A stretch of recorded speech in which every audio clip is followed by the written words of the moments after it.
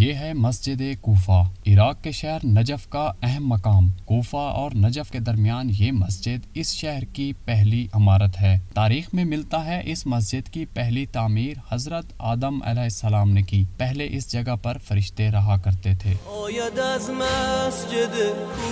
مسجد کوفہ 40,000 مربع میٹر رقبہ پر ہے۔ کسی اور کے حصہ میں انبیاء اور اوصیاء کے اتنے مقامات نہیں جتنے اس مسجد کے حصے میں آئے ہیں۔ کہتے ہیں اس مقام پر حضرت نوح علیہ السلام رہا کرتے تھے۔ یہیں سے طوفان نوح کی ابتدا ہوئی۔ حضرت آدم علیہ السلام اور حضرت خضر علیہ السلام نے یہیں نماز پڑھی۔ مقام حضرت خضر وہ جگہ ہے جہاں حضرت خضر نبی علیہ السلام عبادت کرتے تھے۔ دکۃ المعراج وہ مقام ہے جہاں معراج پر جاتے ہوئے خاتم النبیین صلی اللہ علیہ وآلہ وسلم نے سجدہ کیا۔ اس جگہ مقام ابراہیم اور سفینہ نوح بھی شامل ہیں۔ تمام معصومین علیہ السلام نے اس مسجد میں نماز پڑھی۔ کہا جاتا ہے گلشن زہرا کے آخری امام مہدی علیہ السلام بھی اسی مقام پر تشریف لائیں گے۔ امیر المومنین حضرت علی علیہ السلام نے کوفہ کو دارالخلافہ بنایا تو اسی مسجد سے حکومتی امور چلائے۔ دکۃ القضاء وہ مقام ہے جہاں سے امام علی علیہ السلام لوگوں کے فیصلے کیا کرتے تھے۔